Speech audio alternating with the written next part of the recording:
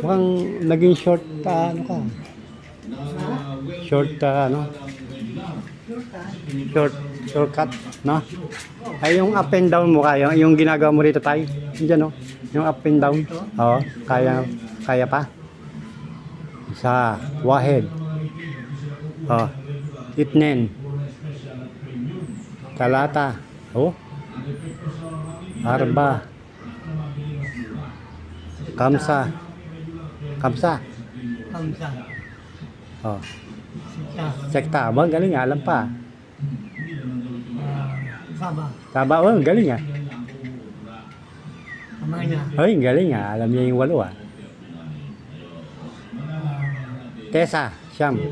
Tesa. Ayun, Tesa. Ah, galing nga. Hop, ano yan oh. Asa. Ah, ang galing. Galing. Alam pa rin ah. Alam pa rin yung Arabic ano, ah. Count number ah. Galing. Ganun na yun na tayo, no? Eh, kaya nga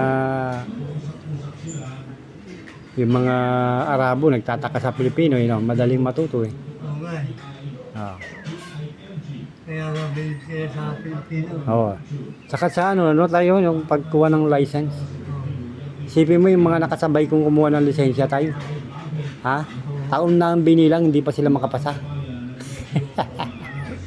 Di ba? Eh tayo, saglit lang tayong nakapasa eh, di ba? Yan ang... Pinakatangian ng Pilipino. Oo, Mga Pinoy talaga. magaling. Makatalino tayo. Madaling Kaya tayong ano eh. Kumbaga yung kukopyahin ka agad natin, makapika tayo ng kinukopyahin natin. Madali tayong makakatch up. Pinapalitan natin agad. Oo nga. Eh, isipin mo yun.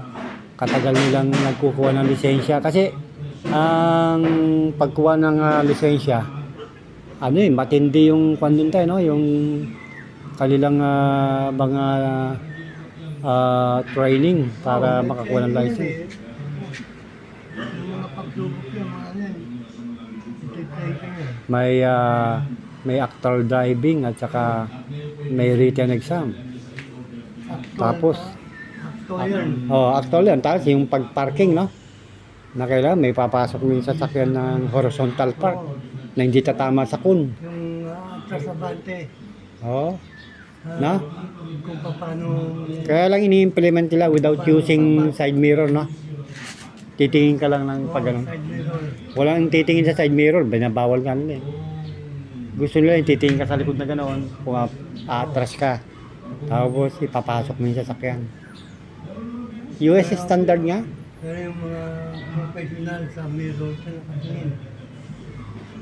Tapos pagka ikaw ay tamaan mo yung busina, bagsak ka kagad. No? Tapos bago ka sumampa ng sasakyan, iikutin mo muna yung sasakyan mo. No? Bago ka pumunta. Check-upin mo yung gulong. Oo. Isipahin mo ganyan. No? Saka mag-start. Bago ka mag-start. Isipahin mo na yung gulong kung malambot. Oo. Tama nga naman kasi kung ang sasakyan mo ay company car o kaya rent a car, ikutin mo yon. Baka mamaya meron dent o bangga na hindi mo alam. Saka baka mamaya merong naglagay ng Ay, tinatawag ako. Ay, sandali, tinatawag ako ni kumpare ma. Okay.